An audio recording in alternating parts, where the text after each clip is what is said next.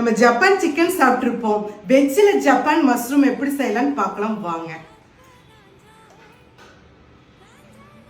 Cornflour மாவு, மைதா மாவு,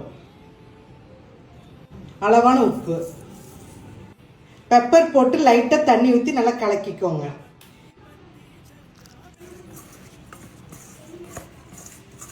காளான் 10 நிமிஷம் ஊறிடுச்சு. இப்போ எண்ணெயில் போட்டுக்கலாம்.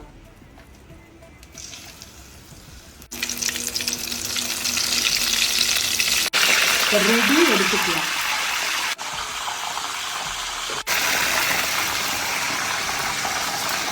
பட்டர், பச்சை மிளகாய் 2, பொடி பொடியாக அறுத்த பூண்டு, இந்த டம்ளர் அளவுக்கு பால் ஊற்றிக்கோங்க.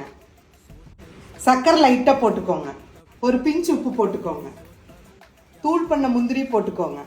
இப்போ இது ரெடி ஆயாச்சு. இப்போ ஃப்ரை பண்ண காளான போட்டுக்கலாம். ஒரு நல்ல கலக்கிக்கோங்க. காளான் ரெடி.